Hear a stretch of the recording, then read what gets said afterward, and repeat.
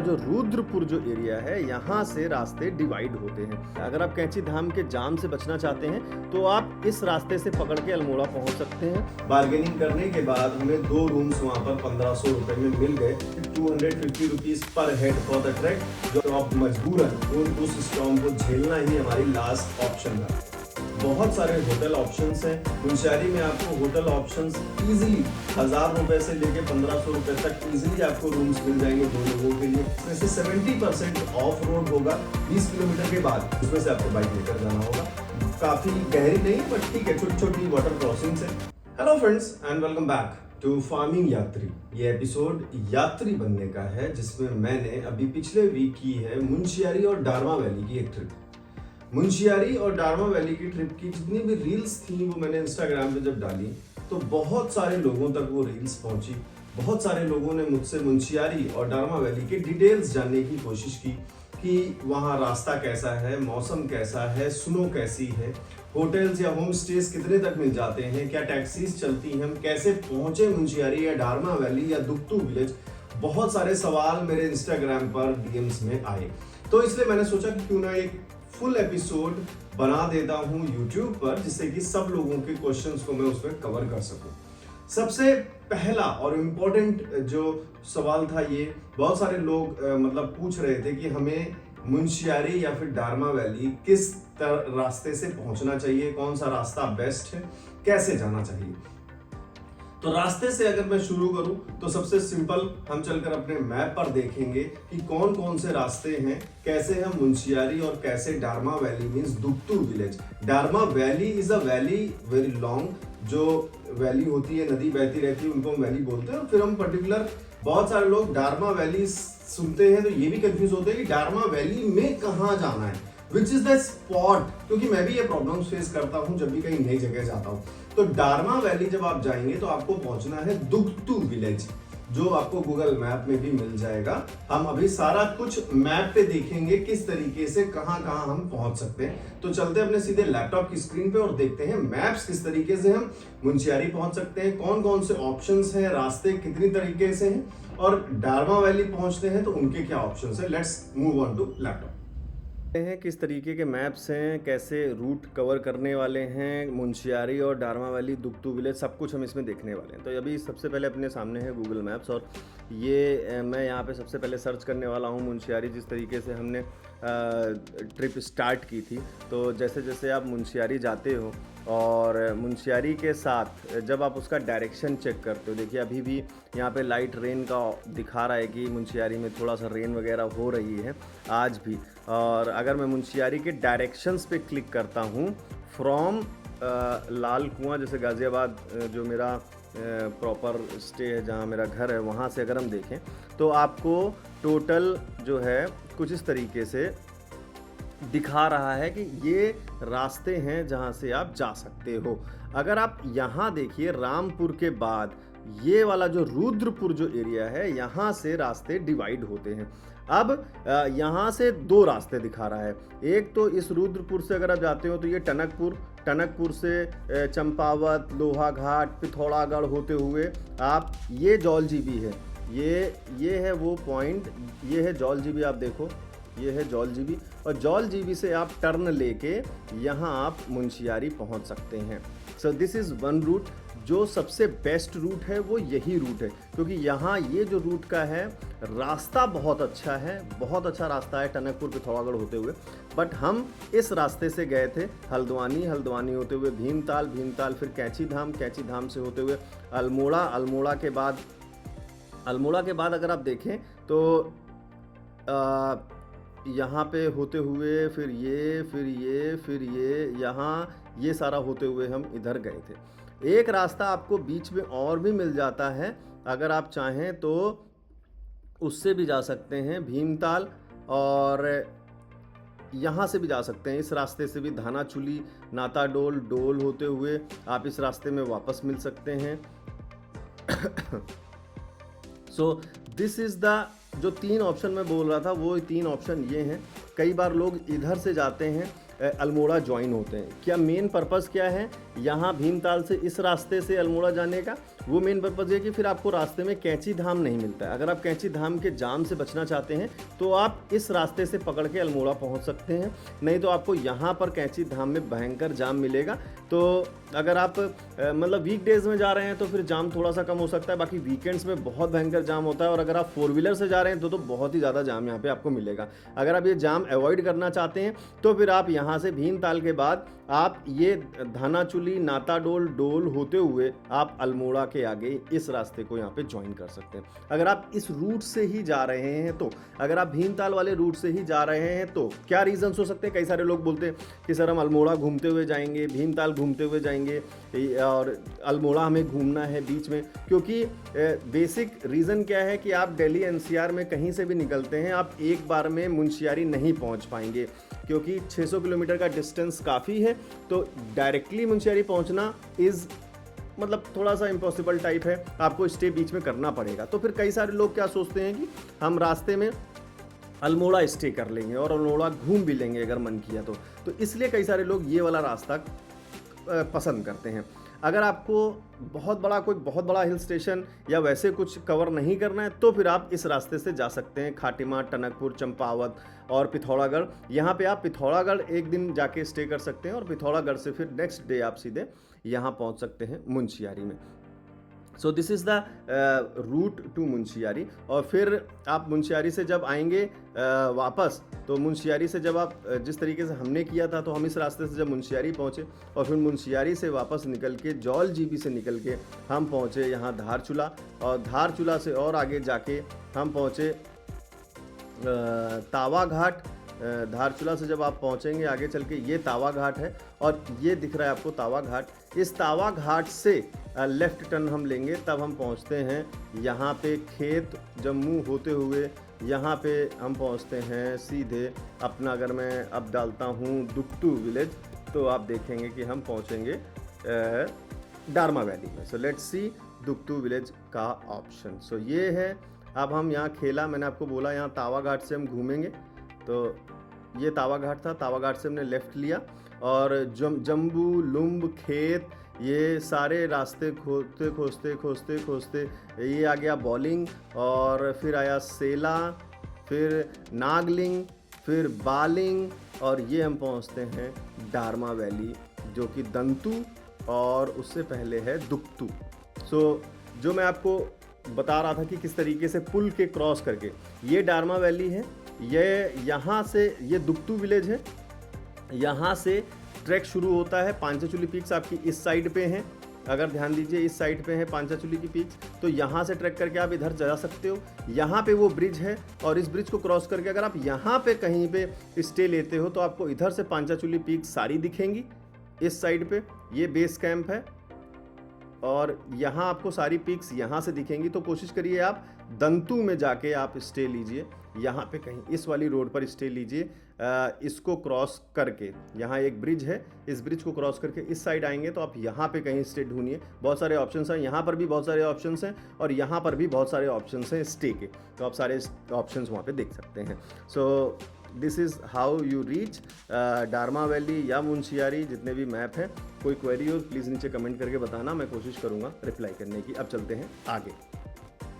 तो जैसा कि आपने मुंशियारी और डारमा वैली दोनों के पहुंचने के सारे रास्ते पता कर लिए हैं कि कैसे हम पहुंच सकते हैं मुंशियारी या डारमा वैली, अब मैं आपको बताता हूं कि हम अपनी बाइक्स से कैसे पहुंचे, कौन कौन सी ट्रिप थी, कौन कौन सी लोकेशंस पे हमने स्टॉपेज लिए और कैसे हमने पूरा Munsiyari then Darma valley complete करते हुए हम वापस गाजियाबाद पहुंचे।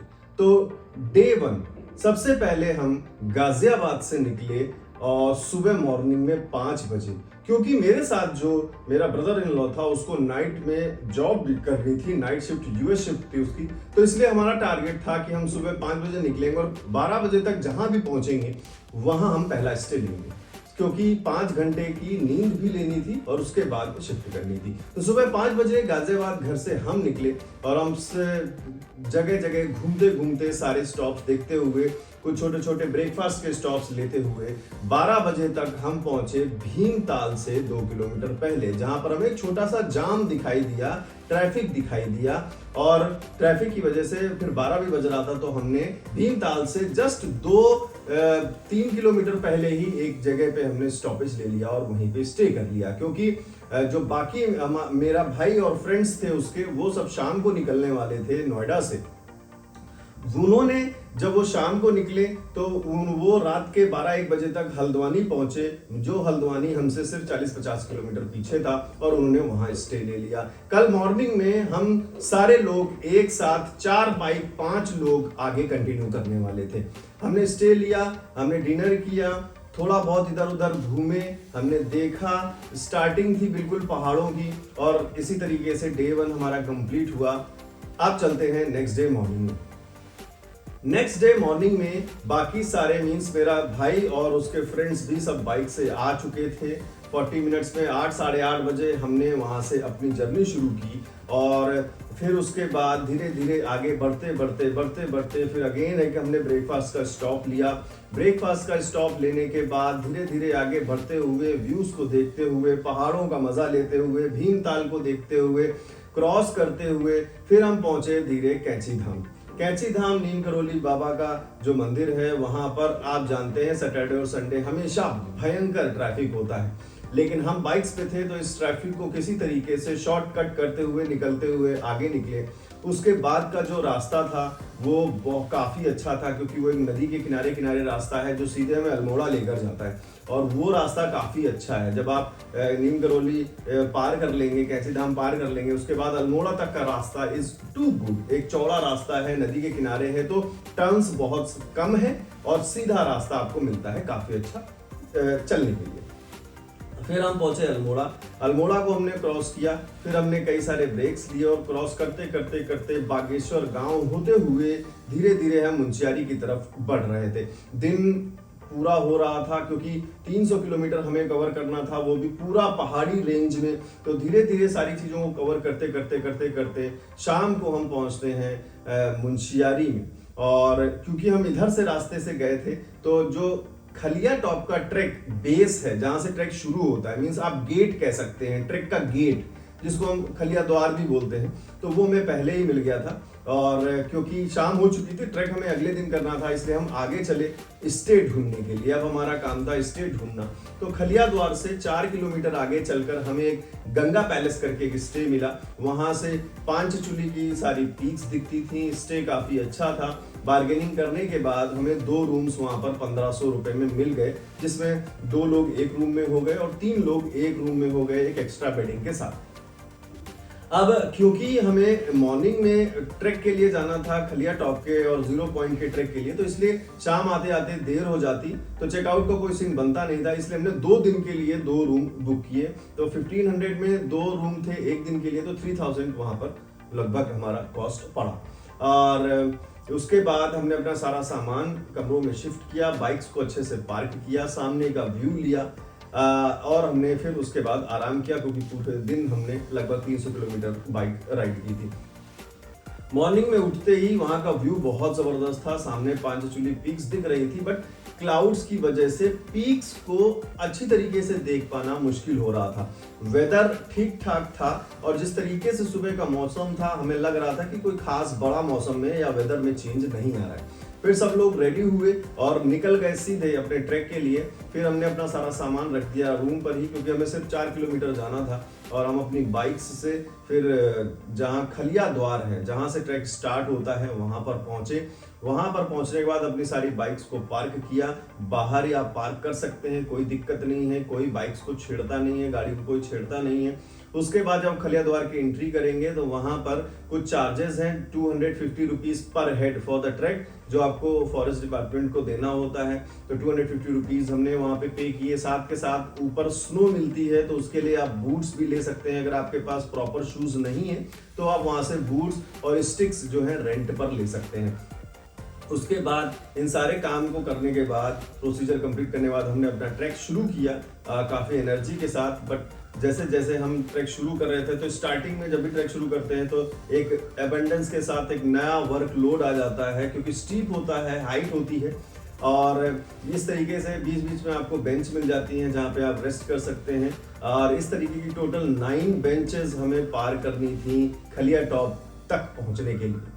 और 7th बेंच जो है, जब हम पहुँचते हैं धीरे धीरे सारी वादियों को देखते हुए, रास्ते को कवर करते हुए और अपनी मेहनत को पूरा एड ऑन करते हुए धीरे धीरे बीच में हम साथ में ORS भी लेकर चलते हैं, जिससे पानी में हाइड्रेशन हमारे अंदर कमी ना रहे, तो हम वो भी पानी में मिलाकर पीते रहते हैं। ये सारी टिप्स हैं, अगर आप चाहें तो नोट करते चल सकते हैं। पानी, नॉर्मल पानी की जगह आप उसमें ORS वगैरह भी ऐड कर सकते हैं, जिससे कि पानी ज़्यादा भी पिएं और हाइड्रेशन भी अच्छा बना रहे। धीरे धीरे इस सब चीज़ों को करते हुए, बुरांश के फूलों को देखते हुए, वादियों का मज़ा लेते हुए, जंगल के अंदर घूमते हुए हम पहुंचते हैं बेस कैंप पे। जो बेस कैंप है, यहाँ पे आपको कैंप्स भी मिल जाएंगे, फूड के ऑप्शंस मिल जाएंगे, चाय, मैगी, नाश्ता वगैरह आप कर सकते हो। और ये जो कैंप्स हैं, इनमें आप स्टे भी कर सकते हो। अगर आप चाहते हो कि आज मैं ट्रैक नहीं करना चाहता हूँ, मैं यहाँ पे एक दिन स्टे करना चाहता हूँ, तो आप इन कैंप्स में स्टे कर सकते हो। और इन कैंप्स में स्टे का जो है चार्ज है वो लगभग 1000 पर हेड है, क्योंकि मैंने वहाँ पे पता किया था कि कितना चार्ज होता है कैंप्स का। 1000 पर हेड में शायद वो डिनर और ब्रेकफास्ट देते हैं, बाकी स्टे होता है आपका। यहाँ से बेस कैंप से खलिया टॉप अब सिर्फ शायद 1.5 किलोमीटर बचा हुआ था। उसके बाद हमने चाय, नाश्ता, मैगी वगैरह करने के बाद, कुछ फोटोज और वीडियोस करने के बाद हमने अपना ट्रैक कंप्लीट किया, क्योंकि हमें नीचे वापस जाना था, हमें स्टे नहीं करना था। फिर हमने अपना ट्रैक शुरू किया और जैसे ही बेस कैंप से अपना ट्रैक शुरू किया, वैसे ही हमें स्नो दिखना शुरू हो गई। जो स्नोफॉल हुआ था वो स्नो वहाँ पर आपको साइड में दिख रही है। धीरे धीरे उस ट्रैक को कंप्लीट करते हुए हम पहुंच चुके थे खलिया टॉप पर। खलिया टॉप से आगे और भी 1.5 किलोमीटर है 0 पॉइंट, जो दूर वहां पर दिख रहा था, बिल्कुल स्नो से कवर्ड वाइट, वो 0 पॉइंट था। हमने, क्योंकि हमारे 2 फ्रेंड्स पीछे रह गए थे जो धीरे धीरे चल रहे थे, इसलिए हमने खलिया टॉप पे काफी देर वेट किया, वहां पे फोटोज वीडियोस की। उनके आने के बाद फिर हमने आगे 0 पॉइंट की तरफ बढ़ने का सोचा। जैसे जैसे हम 0 पॉइंट की तरफ आगे बढ़ रहे थे, मौसम एकदम से बदलने लगा, कुछ बारिश का माहौल बनने लगा और ठंड धीरे धीरे बढ़ती जा रही। फिर देखते ही देखते कब ओले गिरने शुरू हो गए हम जान भी नहीं पाए। और वो ओले इतने तेज थे, क्योंकि नीचे जब हमने शुरू किया था तब मौसम काफी साफ था, तो इतना हमने प्रेडिक्ट नहीं किया था कि इतना ऊपर खराब मौसम हो जाएगा। और एक बढ़िया तूफान आया, उस तूफान से बचने के लिए हमें जगह ढूंढनी पड़ी। हालांकि ऊपर एक पूरा भुग्याल है, तो कोई ऐसी जगह है नहीं जहाँ पे आप छिप सकते हैं। किसी ने बैग से छिपने की कोशिश की, किसी के पास कैप थी, उसने कैप लगाने की कोशिश की। हालांकि मेरे पास कुछ भी नहीं था, तो अब मजबूरन उस स्टॉर्म को झेलना ही हमारी लास्ट ऑप्शन था। इतने बड़े बड़े ओले गिर रहे थे जो सीधे यहाँ पे गर्दन पे लग रहे थे, चेहरे पर लग रहे थे। किसी तरीके से उसको हमने झेला। फिर हमने सोचा कि अब 0 पॉइंट टॉप तक पहुंचना तो मुश्किल होगा, क्योंकि वापस भी हमें इसी स्टॉर्म में आना पड़ेगा। तो मीन्स खलिया टॉप से 0 पॉइंट के बीच में आधी दूरी तक हम गए और वहां से हमने फिर वापस आने का डिसाइड किया। और उसी स्टॉर्म में चलते चलते हम वापस भी आए। सो कीप इन माइंड कि अगर आप कोई भी ट्रैक शुरू कर रहे हैं, तो नीचे मौसम जैसा है वैसा कोई ज़रूरी नहीं कि ऊपर भी वैसा मौसम हो। मौसम बदल सकता है, ये हमने देखा।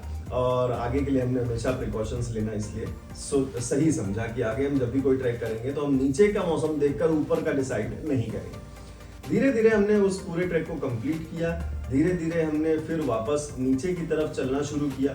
नीचे चलने में आपको थोड़ी ज़्यादा कठिनाई होती है, क्योंकि जो टो होता है हमारा, जो अंगूठा होता है, उसके ऊपर बहुत प्रेशर पड़ता है। तो उसके हिसाब से आप थोड़ा सा कोशिश करें कि आपका शूज़ जो है वो थोड़ा लूज रहे उतरते टाइम, जिससे कि टो पर ज़्यादा प्रेशर ना पड़े। और धीरे धीरे करके हमने पूरा ये ट्रैक कंप्लीट कर लिया और हम वापस अपने होटल पहुंच गए, जहाँ पे हमने स्टे किया।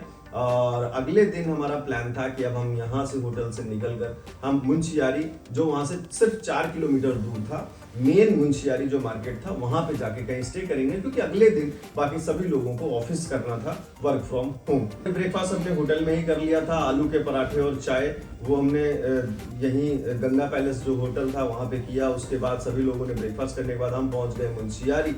मेन बस स्टॉप पे। वहां से 4 किलोमीटर मेन मुंशियारी था जहां हम रुके हुए थे वहां से। जब आप मेन मुंशियारी पहुंचोगे तो वहां पे सिंपल आपको एक बस स्टॉप मिलेगा जहां पे 1-2 बसें खड़ी रहेंगी। ये बसें आपको हल्द्वानी से, पिथौरागढ़ से, बाकी दूर दूर से बसेस मुंशियारी तक आती हैं।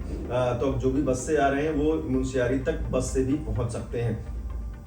मुंशियारी मेन बस स्टॉप जो है वो एक छोटा सा मार्केट है जहाँ पे आपको 8-10 होटल के ऑप्शंस मिल जाएंगे, रूम्स मिल जाएंगे और ब्रेकफास्ट वगैरह मिल जाएगा। बाकी मुंशियारी से नीचे जाके एक और भी मार्केट है जो लंबी मार्केट होती है, शॉप्स वगैरह अगर आप कुछ खरीदना चाहते हैं या कुछ वैसा, वहां पर आप देख रहे होंगे मुंशियारी में ज्यादा कुछ भीड़ भाड़ नहीं है, क्योंकि मुंशियारी में भीड़ मई और जून में ज्यादा होती है जब आदि कैलाश और ओम पर्वत का ट्रैक स्टार्ट होता है या उसके लिए जब इनलाइन परमिट बनना शुरू होता है, तब लोग मुंशियारी ज्यादा आना पसंद करते हैं, क्योंकि वो आदि कैलाश और ओम पर्वत भी कर लेते हैं और मुंशियारी भी कर लेते हैं और डारमा वैली भी कर लेते हैं उस टाइम पे। बट हम अभी गए थे तो इसलिए वहाँ पे टूरिस्ट कम थे। बहुत सारे होटल ऑप्शंस हैं मुंशियारी में। आपको होटल ऑप्शंस इजीली 1000 रुपए से लेके 1500 रुपए तक इजीली आपको रूम्स मिल जाएंगे 2 लोगों के लिए। बाकी खाने का अलग आपको ऑप्शंस जगह जगह हैं, जहाँ आप होटल में रुकते हैं वहाँ पे भी ऑप्शंस मिल जाते हैं, बाहर भी आपको कई सारे ऑप्शंस मिल जाते हैं। बाकी नीचे मार्केट भी है, उसमें भी आप जाके चीजें एक्सप्लोर कर सकते हैं। हमने मार्केट्स को भी एक्सप्लोर किया, अपना इन लोगों ने, सभी लोगों ने ऑफिस भी किया। हमारे रूम से बेहतरीन व्यू था, बिल्कुल सामने पांचचूली पीक्स दिख रही थी, रूम से बिल्कुल ही सामने। अगर आप कर्टेन खोलेंगे तो सीधे पीक्स दिख रही थी। हम जिस होटल में रुके थे उसका नाम था द लीला होटल करके, और सिंपल 1000 रुपए का एक रूम था। हमने 2 रूम लिए तो 2000 के, जिसमें 5 लोगों ने हमने एडजस्ट किया। एक रूम में डबल बेड था, एक रूम में हमने एक्स्ट्रा बेड लगवाया, तो 3 लोग एक रूम में हो गए और 2 लोग एक रूम में हो गए। नेक्स्ट डे मॉर्निंग में हमको यहाँ से निकलना था और पहुंचना था धारचूला। धारचूला जहाँ पे एसडीएम ऑफिस है, और इसी धारचूला एसडीएम ऑफिस में आपका ओम पर्वत और आदि कैलाश के लिए इनलाइन परमिट भी बनता है अगर आप वहां पे जाते हैं तो। हमारा मेन फोकस था, हमें आइडिया नहीं था कि अभी फिलहाल जो है आदि कैलाश और ओम पर्वत बंद है। हम सीधे निकले धारचूला के लिए, और मुंशियारी से धारचूला पहुंचने में हमें लगभग 100 किलोमीटर का डिस्टेंस है। जब आप मुंशियारी से निकलेंगे आगे तो वो आपको लेकर जाएगा जौल जीबी से टर्न लेंगे आप, तब उस मेन रोड में पहुंच जाएंगे जो पिथौरागढ़ और धारचूला होते हुए गुंजी की तरफ वो आदि कैलाश के लिए जाए। तो जब हम उस झौल जीबी पहुंचे और फिर वहां से हम टर्न लिए, तब हम पहुंच गए धारचूला। धारचूला में कंस्ट्रक्शन काफी चल रहा है रोड का, इसलिए रोड पर पानी और बहुत ही ज्यादा कीचड़ वगैरह है। फिर हम जब धारचूला में पहुंचे तो धारचूला में ही वो एक ब्रिज भी है जिससे आप नेपाल में भी जा सकते हैं। तो अगर आप इंडिया में उसी सिटी को पूछें तो उसको धारचूला बोलते हैं। अगर आप ब्रिज क्रॉस करके, जो काली नदी का ब्रिज है, वो सिंपल एक ब्रिज क्रॉस करके आप उस तरफ चले जाएंगे तो आप नेपाल में पहुंच जाएंगे, और वहां पे उसी सिटी को डारचूला बोलते हैं। अपने यहाँ धारचूला बोलते हैं इंडिया में, नेपाल में डारचूला बोलते हैं। तो फिर हमने वहां पर भी एक स्टे ढूंढा और वहां स्टे करने का सोचा कि आज हम यहाँ स्टे करते हैं, जिससे कि दूसरे दिन हम डारमा वैली के लिए निकल सके धारचूला से। एक दिन हमने धारचूला में ही स्टे किया, होटल ढूंढा। वहाँ पे 2300 में हमने 2 रूम्स देखे। एक डबल जिसमें 2 लोग रुकने वाले थे उसका 1000 रुपये था, जिसमें 3 लोग रुकने वाले थे उसका 1300 था। तो 2300 में 2 रूम्स मिले। हमने बाइक्स वगैरह पार्क की सारी होटल्स में, नीचे ही मेन मार्केट में होटल था। फिर हमने धारचूला की मार्केट को एक्सप्लोर किया। शाम को हम नेपाल भी गए उसी ब्रिज को क्रॉस करके, जहाँ पे आप सिंपली अपनी आधार आईडी दिखाकर एंट्री कर आप नेपाल में जा सकते हैं पुल क्रॉस करके। पुल शाम को 6 बजे बंद हो जाता है और सुबह 6 बजे खुलता है, तो इस चीज का ध्यान रखें। अगर आप नेपाल जाना चाहते हैं तो कोशिश करें 6 बजे से पहले धारचूला पहुंच जाएं शाम को। अगर आप 6 बजे से पहले पहुंच जाते हैं तो आप उधर जा पाएंगे। 6 बजे के बाद वो पुल बंद कर दिया जाता है टू नेक्स्ट मॉर्निंग 6 बजे, फिर वो सुबह 6 बजे खुलता है। तो हम शाम को भी गए, सुबह भी 6 बजे गए। उधर हमने ब्रेकफास्ट वगैरह किया, नेपाली रुपीस में कन्वर्जन्स किए, कुछ नेपाल के सोवरेंस खरीदे, किसी ने कीरिंग खरीदा, किसी ने कुछ खरीदा, थोड़ी बहुत शॉपिंग की और हम फिर वापस आ गए। फिर मॉर्निंग में अब हमारा प्लान था सीधे निकलने के लिए डारमा वैली। धारचूला से Darma valley means Darma valley जो है उसके अंदर एक गांव है दुक्तू विलेज, जहां से ट्रैक पांचाचूली बेस कैंप का शुरू होता है, और वो डिस्टेंस हमें दिखा रहा था 70 किलोमीटर के आसपास धारचूला से। तो धारचूला से सबसे पहले लगभग 17-18 किलोमीटर और अप्रोक्सीमेटली 20 किलोमीटर जब हम आगे की तरफ बढ़ते हैं तो वहां पर एक जगह पड़ती है तावा घाट। तावा घाट एक संगम है, काली नदी और पीछे एक छोटी नदी आ रही होती है, गौरी गंगा दोनों मिलती हैं। तो वो एक संगम है, क्योंकि उसी संगम से हमें लेफ्ट टर्न लेना होता है तावा घाट से, और वहां से लगभग 55 किलोमीटर 60 किलोमीटर के आसपास जो है वो दुक्तू विलेज है, जो सीधे में डारमा वैली लेकर जाता है। अब बात करते हैं इस रास्ते की। ये रास्ता काफी एडवेंचरस है, जो ऑफ रोड पसंद करते हैं उनको काफी मजा आने वाला है। स्टार्टिंग के पैचेस काफी अच्छे हैं, क्योंकि रोड का कंस्ट्रक्शन लगातार चल रहा है, तो शुरुआत में आपको 10, 15, 20 किलोमीटर काफी अच्छा रोड मिल जाएगा, जो ऑलमोस्ट लगभग बन चुका है। 20 किलोमीटर के बाद ऑलमोस्ट ऑफ रोड शुरू हो जाता है, जिसमें से 70% ऑफ रोड होगा 20 किलोमीटर के बाद, और 30% आपको ओके रोड बीच में मिलता रहेगा। और इसमें छोटी छोटी वाटर क्रॉसिंग्स भी आएंगी, जहां से आप बाइक निकालोगे। मींस वाटर क्रॉसिंग, जो झरना आ रहा है उसका पानी रोड पर से नीचे की तरफ जाता है, उसमें से आपको बाइक लेकर जाना होगा। काफी गहरी नहीं है, बट ठीक है, छोटी छोटी वाटर क्रॉसिंग्स है, और सीनरीज आपको बेहतरीन मिलेंगी। आप जब लास्ट का बीच में एक बिलिंग करके जगह पड़ती है, वहां पे आप बिलिंग से पहले एक गांव पड़ता है, वहां पे आप रुक कर लंच कर सकते हैं, जैसे हमने भी किया। वहां पर दाल चावल और भांग के बीज की चटनी मिलती है, वो आप जरूर टेस्ट करना, अच्छी चीज है। वहां पे लंच करने के बाद आराम, आप रेस्ट भी कर सकते हो, लंच कर सकते हो, चाय पी सकते हो, और उसके बाद वहां से आगे 20 किलोमीटर और बचा होता है दुक्तू विलेज। और अगेन फिर से पूरा ऑफ रोड करते हुए, सारे बर्फ के पहाड़ों को देखते हुए, चारों तरफ बड़े बड़े सीन्स देखते हुए, बड़े बड़े पहाड़ जो स्नो पीक्स हैं उन सबको देखते हुए, और ऑफ रोड को कवर करते करते धीरे धीरे हम पहुंच जाते हैं दुक्तू विलेज। दुक्तू विलेज में आपके 2 विलेज हैं, एक दुक्तू एक दंतू करके। दुक्तू विलेज जहां से ट्रैक शुरू हुआ है वहां दुक्तू विलेज है, और अगर आप उससे 1 किलोमीटर आगे चले जाएंगे तो एक हरा ब्रिज पड़ता है। उस ब्रिज को क्रॉस करके आप दूसरी साइड, बीच में जो डारमा वैली की नदी है, उस नदी को ब्रिज से क्रॉस करके उस तरफ अगर जाते हैं तो उस तरफ स्टे करने का मैं आपको सजेस्ट करूंगा। जो ट्रैक है वो इस तरफ से शुरू होता है दुक्तू विलेज से, लेकिन अगर आप स्टे दूसरी तरफ करेंगे तो आपको क्लियर व्यू पांचाचूली पीक्स का दिखेगा स्टे से ही, और बहुत ही शांतिपूर्वक, बहुत अच्छी हवा वहां लगती है। टेम्परेचर काफी डाउन चला जाता है। जब मैं वहां पे 1 अप्रैल और 2 अप्रैल को था तो नाइट में -10 तक टेम्परेचर चला गया था, और हवा, क्योंकि चारों तरफ स्नो पीक्स हैं तो हवा जो भी आती है वो इतनी ठंडी होती है कि सर्दी काफी लगती है। तो अगर आप जा रहे हैं वहां अच्छी तरीके से प्रिपरेशन के साथ जाएं, अपने इनर्स, थर्मल्स और जैकेट्स वगैरह अच्छी तरीके से लेकर जाएं। फिर हम वहां पहुंचे, वहां पे हमने एक स्टे फाइंड आउट किया। स्टे का नाम 360 था। वहां पे आप अगर कॉटेज लेते हैं तो 2000 से 2500 रुपए पर हेड के आसपास मिलता है, जिस एक कॉटेज जिसमें 2 लोग रुकते हैं। और फिर जब छोटा लेते हैं हम, मींस आप उसको डॉर्मेट्री बोल सकते हैं, लोग बोलते हैं उसको डॉर्मेट्री, लेकिन वो भी एक छोटा कॉटेज टाइप ही होता है, तो उसमें आप 1500 रुपए पर हेड के हिसाब से ले सकते हैं। बाकी होम स्टे आपको 1000 रुपए पर हेड के हिसाब से मिल जाएगा, जिसमें मड हाउस भी मिल जाएगा, जिसमें 1000 रुपए पर हेड में आपको डिनर मिलेगा रात का, और सुबह का ब्रेकफास्ट मिलेगा, जिसमें चाय ब्रेड वगैरह वो नॉर्मल सा देते हैं। तो ये हमने एक स्टे ढूंढा। स्टे का व्यू काफी अच्छा था, स्टे भी अच्छा खासा था। 1500 रुपए पर हेड में ये हमारा स्टे था, जिसमें डिनर और ब्रेकफास्ट था। वहां हमने स्टे किया, अपना सारा सामान सेट किया, बाइक्स को नीचे पार्क किया, और सामने पंचाचूली पीक्स को देखते हुए, अपना सारा सामान सेट करते हुए नेक्स्ट डे ट्रैक के लिए हमने तैयारी शुरू की। शाम को हमने वहाँ पे डिनर किया। डिनर में हमें अच्छा रोटी और आलू की सब्जी, फ्राइड आलू की, और दाल और चावल गर्मा गर्म हमने डिनर किया। नेक्स्ट डे मॉर्निंग उठते ही हमने सबसे पहले सनराइज का वो टाइम लैप्स देखा, जो आपने इंस्टाग्राम रील में देखा होगा।